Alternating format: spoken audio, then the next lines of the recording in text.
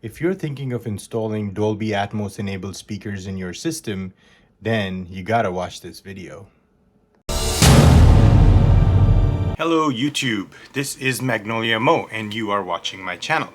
In today's video, I am going to talk about Dolby enabled speakers. So before we get into that, I just want to say that you have Klipsch, that makes Dolby enabled speakers. You have Polk Audio, you have Sony, you have obviously Definitive Technologies, Emotiva. There's many manufacturers who make these speakers, right? And the Dolby enabled speakers are meant really for situations where you are unable to drill holes in your ceilings, you're unable to place the height speakers correctly at the right height, and then you're obviously running wires, right? These do save the hassle for running, wires through the walls and things like that, and through your attic or through your, through your ceiling.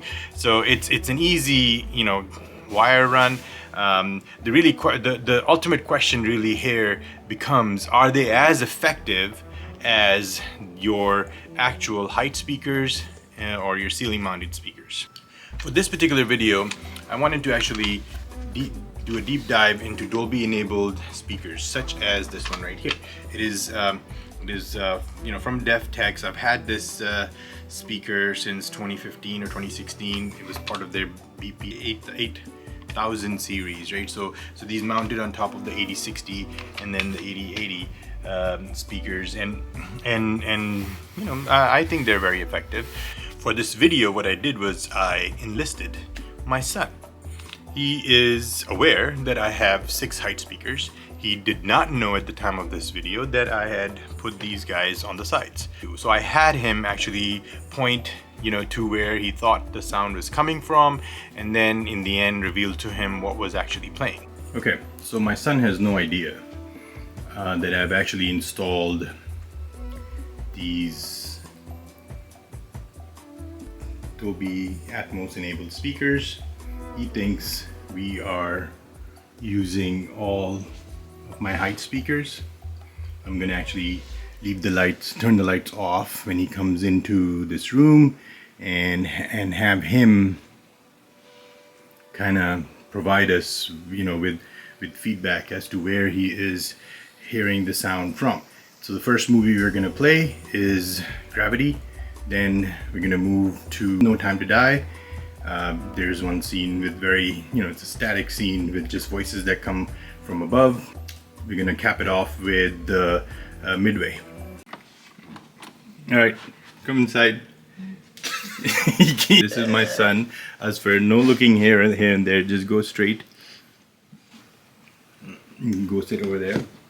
Here? Yes, in the main listening position. That's where you want to go. You're getting lightheaded, right? That's because you're breathing CO2. You're losing consciousness. You need to board the station. That second Soyuz is too damaged for re-entry, but it's perfectly fine for a little Sunday drive. Look to the west. You see that dot in the distance? That's a Chinese station. You're gonna take the Soyuz and you're gonna cruise over there. Okay, so where were all of the voices coming from? I swear. What? Where were the voices coming from? Over there and over there. Like above you, behind you, or where? It was like around this area. Okay, all around you? Yeah. And the corners? Yes. How many speakers? So which speakers was it actually coming from? That one.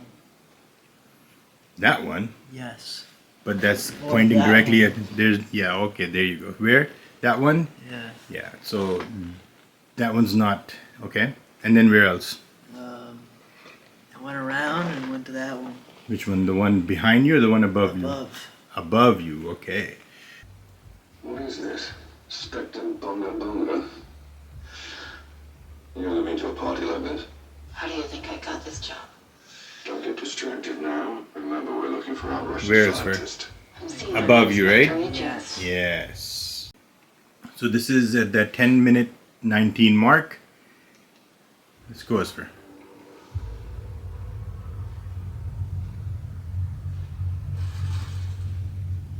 Point.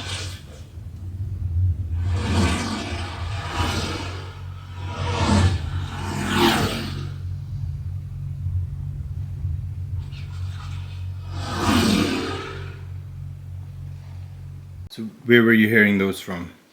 They were going above Mm-hmm. in either direction, Okay. and then the last one was like falling on my right. On your right, Yes. but above you? No, Nothing was above you?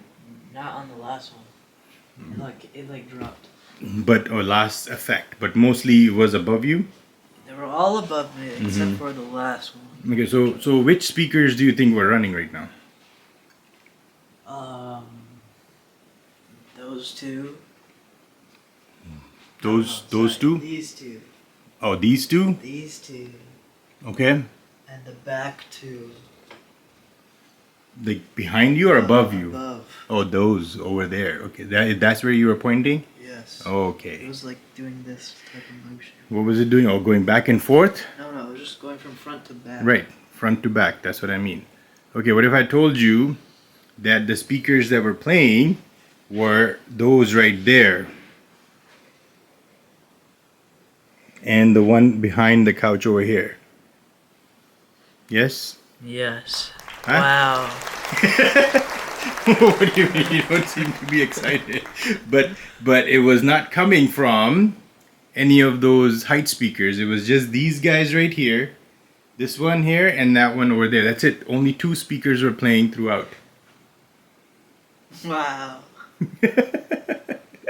What? You can get a little excited. That's crazy. Okay. No. The experiment was, I wanted to see if these will give you height effects or not, And right? They did. And they did. Yes. That's it. So this is from an untrained ear person who just watches movies with me most of the time, does not really pay attention to the setup and stuff like that. He's just a gamer, doesn't care, plays the games with his headsets. Okay, and for my final trick, I've actually moved those Dolby enabled speakers to the front in line with my front left and right speakers, left and right. And just ignore the wires because this is just an experiment. Okay, so let's see how these compare to the front heights from a height effects perspective. I want to be absolutely clear about the purpose of this video. I'm not saying by any stretch of the imagination that Dolby enabled speakers, meaning up-firing Dolby speakers, such as the definitive technology ones or the ones that are readily available from other manufacturers, are better than the actual ceiling mounted Dolby Atmos speakers or the front heights and rear heights. But the Dolby enabled speakers, up-firing Dolby speakers, such as the definitive technology ones that I just put in my system, have gotten a bad rap. That's my point, right? They are not as bad as folks have led us to believe, right? But there are caveats, right? There are caveats to using the Dolby Atmos enabled speakers. But by no stretch of the imagination, they're as bad as, oh, I can't hear anything from the speakers, or you know, I have to turn up the volume really high just to be able to get something, right? If you're turning up the volume, in my experiment here, if you're turning up the volume, you're localizing you know, those speakers, and when I turned up the volume or the trim levels, right, to really high, I could hear the speakers, whether they were on the sides or in the front. I could hear the speakers you know, from their location, as opposed to the sound bouncing off of the ceiling. So the key here is to have the levels just right. So in the end, you know, my preferred setup obviously is the one that I have, right, which is front heights, rear heights, and top middles, 6 height speakers. You know, I got 4 in ceiling, and then 4 in ceiling for top front and top rears if I want to just do 0.4, and then I have the front height, rear height, and the top middle if I want to do 6.6 height speakers, right? That is my preferred way of going about it. I am just, you know, trying to get a point across, which is that if you have limitations, right, in your room where you cannot physically drill holes in the ceiling or mount speakers up high for whatever reason, you know, on the walls, then the Dolby enabled speakers are your best bet, and it will get you in the game. It'll get you to enjoy the formats like as they're meant to be. Now, The Dolby enabled speakers, upfiring speakers, tend to be not as precise. True, because sound's bouncing off, right? But you are overall, you are getting the actual bubble around you, right? So in the case of a simple, not so dynamic Atmos mix like No Time to Die, that is a very discreet, above you effect. These speakers did really well, right? He heard him, I heard him, the dialogue coming from above, clearly coming from above, not hit or miss, clearly coming from above. And then in Gravity, when George Clooney, his voice is kind of moving all around you, it doesn't go pinpoint accurately, right, to the top right corner, and then move to the top, to the rear left corner, and then goes, all around you. It's more diffused, right? But you actually do hear him in the sphere on the right side above you, and then he kind of travels from over your head to the back. You hear that even just with those two speakers, okay? But it's not pinpoint accurate as I've heard it, with my actual in-ceiling and on-wall speakers, right? It's not pinpoint accurate, but it's there. So I did get to enjoy it, be it in a different way. And in the case of A Quiet Place, the Dolby enabled speakers completely missed, right? It wasn't anywhere near the accuracy that you hear with actual ceiling mounted or wall mounted speakers, right? It was actually heard the sounds in coming from my right and left, very localized into these speakers. So yes, there are caveats, right? But I have to say, in most cases, you are gonna get a good bubble around you. You're gonna get some good 3D sound effects. In certain cases, it's gonna be pinpoint. In other cases, it won't be a pinpoint location, but it would be in that general vicinity, more diffused. More diffused is the right term for Dolby enabled speakers. And then finally, if you want to get it right, I have 5 tips.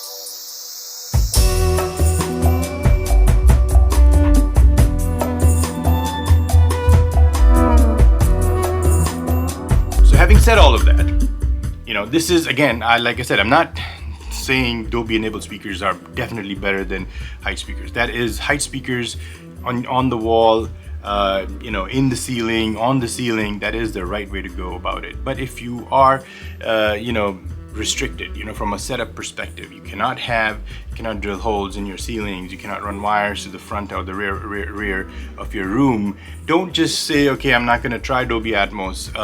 I'm just gonna wait until I get a new home or a new place, and then I can set them up over there. These speakers are not that expensive, right? Dolby enabled speakers. I'd say get a pair, try them out, and I'm telling you, you're gonna hear, as long as you use the 5 tips that I just went over, as long as you don't have any popcorn on your ceiling and it's not more than 8 foot, in height, you are gonna get a nice experience with these speakers. All right, so there you have it. If you guys like this video, please, please don't forget to share. Please don't forget to subscribe to my channel if you're not subscribed. And I will see you guys in the next one.